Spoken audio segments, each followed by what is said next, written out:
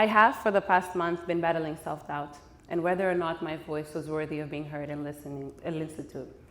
I had internalized messages spoken to me my entire life, that the world did not really need voices like mine, and that they were not very keen on listening to it either. During those moments of self-doubt, I was reminded by the woman in my life of a quote from Audre Lorde's collection of essays, that you are never really a whole person if you remain silent. So here I am, despite all, sharing my voice and my experiences, in hopes of breaking free from the silence imposed in me, becoming whole again, and hopefully inspiring you to do the same. As you have probably been guessing, today I want to talk to you about silence, and how the silence imposed in me by my experiences has shaped me. For those who don't know, I am from Angola, a country located in the southern west part of Africa. I was only 8 when I left home to go live in Namibia, a neighboring country, in search for better education. Being an 8-year-old and being away from home was hard. Safe spaces were a privilege. I lived there for 8 years, and where despite attending a private school, my economic privilege did not shield me from the xenophobia I experienced, nor from having to constantly explain that I too had a right to be there, that I too had a right to thrive there, even though it was not my birthplace. 7 years later, I had my 15th birthday party. I was going to be 15 on the 15th of February, so it was going to be my crown birthday. I had spent months planning the party and even changed outfit 3 times. I was in front of the hotel lobby where my 15th birthday party took place, and I was saying goodbye to friends in a bittersweet moment as I realized my day was coming to an end. As I casually stood in front of the hotel, a drunk man whom I believed to be in his 50s at the time was being carried to his car by his butler, smacked my ass, and grabbed it. I was in utter shock, and my emotions were vividly demonstrated in my face as I was in awe that once again a man had the audacity to feel this entitled to my body.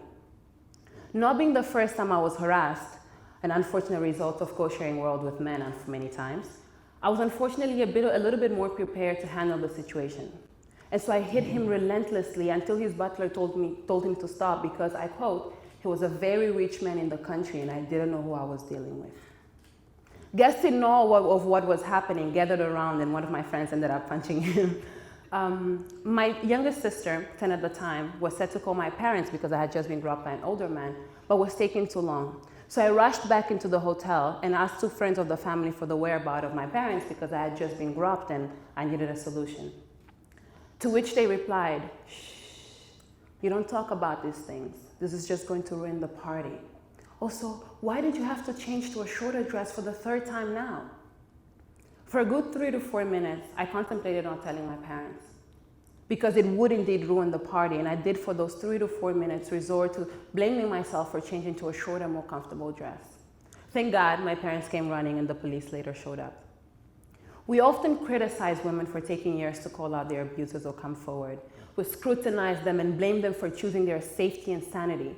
But we do not talk about why it takes them so long to speak up in the first place. We cannot criticize women for taking so long to come forward without first talking about the existing structures that silence women from speaking up in the first place. A year after my party, my family decided to move to Portugal in search for even better education. We had plans of living in Namibia, but my sister accelerated the process. It was a Saturday morning. My dad had come to visit us for a few days, and as he was leaving, he came into our room to say goodbye, but my sister, being a heavy sleeper, did not wake up. And so my dad left in hopes of not disturbing her sleep.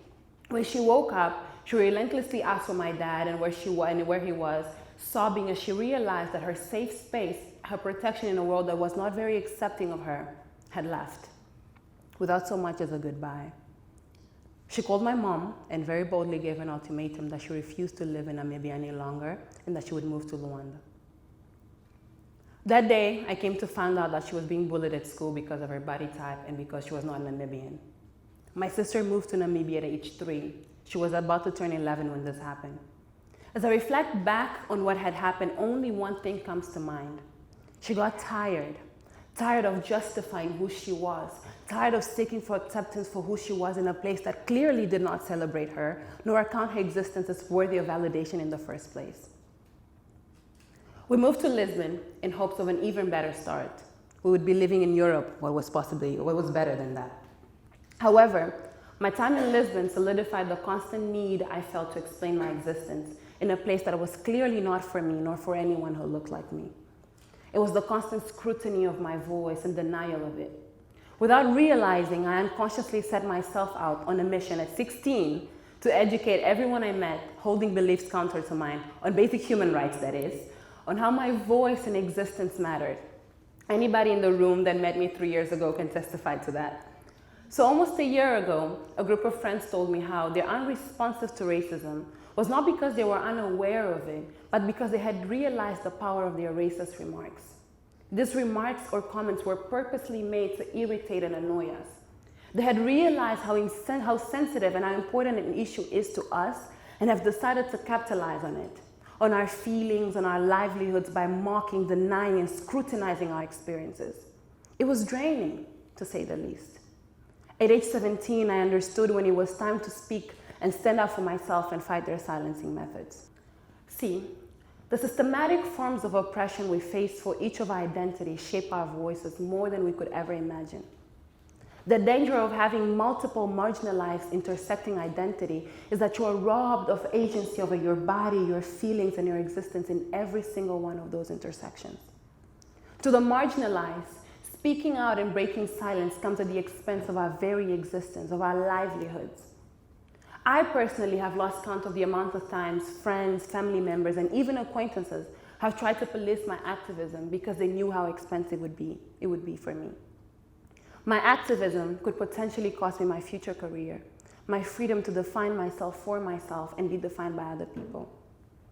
I will forever be grateful to the platform awarded to me by the Courage, the Hult Student magazine, and their efforts to never silence nor filter my voice. However, because of the audience I wrote to, my writing connoted me and led me to the reinforcement of sexist and racist stereotypes. Last October was the first time as an editor for the magazine for over a year that I did not write. I was simply drained. There was a creative disconnection built from years of being silenced. The constant labeling, the constant refusal to acknowledge my voice and opinion as a valid one has led me to second guess every bit of my work. Not the quality of my writing, but because I had over time developed a mental censoring of my own work from mind to paper. There was a blockage in my ability to express myself. I knew what I said would be rebutted and endless debates would be brought up, not because of what I wrote, but because I wrote it. The content didn't matter. It was the packaging that bothered them. I have carried the words of Audre Lorde closely to my heart, and it has gotten me through many times. She said, I have come to believe over and over again that what is most important to me must be spoken, made verbal, shared, even at the risk of it being bruised or misunderstood. About a year ago, I told a male acquaintance during a conversation that I would excuse myself from this conversation because his lack of respect for my voice translated to the lack of respect of me as a person. The disrespect of my voice and denial of it is rooted in the need to eradicate me. See, with everything from beauty to language to jobs to lifestyle, there has always been a very small group of people that dictated what should and what shouldn't be, and have tried to make their rules and norms universal. The notion that someone may not fit into their pre-established notion of how the world should operate frightens them. The silencing of our voice stems from fear of what we may be and what will become there we speak out. Our oppressors are very much aware of the chains and glass ceilings will break there we speak. And this is because so much of an oppressor's identity is rooted in oppression. That is why revolutions are so frightening to those holding power. It forces men to reevaluate what it means to be a man without the toxic notions they have been taught by society and without oppressing women. It forces white people to see themselves outside the spectrum of whiteness that does not include their privilege. But if your freedom comes from someone not having theirs, are you really free? Anyone who knows me knows how passionate I am. However, these personality traits have left me vulnerable to stereotypes such as the angry black women. Even though knowing all that I know, having experienced all that I have, my anger is not justified. All of my experiences had one common goal: to silence me. At age 10, they tried to silence me because I was an immigrant. At age 15, they tried to silence me because as a girl, my body is perceived to be at the mercy and service of patriarchy. Hypersexualized, hyper-objectified, as though my body is a buffet from which they can take as much as they please. The hypersexualization and objectification of Black women contributes to silencing methods. Objects do not hold a voice. They're not autonomous, and their values perceived is subjective to the user's perception of it. At age 16, they tried to silence me because the construction versions by society of the interlinking systems of my identity, Black, African, and woman, have dictated who I should be. Stepping outside of their boxes meant that if I was not who they thought I was, then they too were not who they thought they were. And it worked. It really worked. Their silencing methods work. Last October, I was convinced I wasn't going to write anymore. At least not that year. I gave in. I had internalized their messages and silenced myself. But two things saved me: social media and books. These two platforms allowed me to see my experiences validated and my humanity recognized. Were the works of people from marginalized groups who had every reason to be silenced but chose not to. I have come to find strength in authors like Audre Lorde, Bell Hooks, and Ayara Waheed, constantly reminding me of the power of my voice and its importance. In 2016, when I moved to London, I was surrounded by people from other ethnicities. Despite the beauty and diversity of ethnicities, it was hard to find people who could relate and understand the daily experiences of navigating my identity in my specific surrounding. Experiences such as a stranger touching my hair, digging their hands in it, or petting me as if I was a dog, were some of the daily experiences I encountered. Consequently, I had no platform in my surroundings to share those experiences and have my feelings of rage and discomfort validated. Social media therefore played a big role, and I believe it continues to play one. Not just in my life, but in the lives of marginalized groups. It continues to serve as a channel for our voices to be heard, sometimes the only channel. Here, we're not asking or pleading for the recognition of our voices. There, we demand it and we make sure we are heard. You've probably been wondering why I speak about silence so much. I speak about silence so much because it is an imperialist and oppressive way to keep change from happening and making sure people conform. As Bell Hooks discussed in her book, Talking Back, there would be no need to speak about women speaking out if there were no real structures put in place to silence women in the first place. Speaking out challenges the status quo and forces one to think and rethink. No revolutions have ever taken place by the oppressed staying silent. And I realized that all it takes is one person to break silence to create a generation of unsilenced voices. So how do we break silence? I come from a very big family where during family lunches and dinners, conversations about politics, life, and history, mainly led by my grandfather, take place. He instilled in me the pursuit of knowledge and the art of never asking, of always asking why, and never conforming simply because one is told. In that space, my safe space, my voice was heard, acknowledged, and accounted for.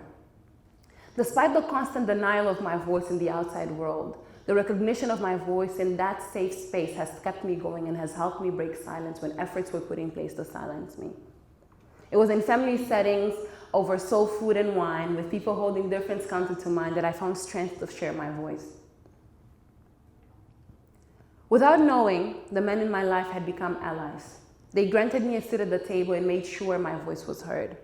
A table which I probably would have not been allowed to speak if they haven't used their privilege within a patriarchal society to make room for me. This is how we dismantle silence. Firstly, by recognizing our identities, where they intersect and the privilege each one of them grants us. Second, by using our privilege to allow more voices by expanding our existing channels to create new ones, new platforms where all voices matter. We cannot use the same oppressive ways and merely adapt them to new times. No healthy society can be built on foundation as harmful as these. It is important to think and rethink and create new ones. New platforms that recognize our differences and celebrates it instead of using it against us. I speak of my identities as Black, African, and women because that is what I am. That is all I can speak of. Speaking of experiences counter to mine or different than mine is robbing the owner of that voice and that experience of their agency of the right to be narrator of their own story. The intersections of my identity, being a woman, Black, and African, has shaped my voice in more ways than I could have ever imagined. These intersections do not and should not determine my value and whether or not I am worthy to be heard. I am human, and that alone is enough. Africans, Black people, women, and other marginalized groups all over the world now refuse to stay silent. Watch as we unravel revolutions who were too silent to speak.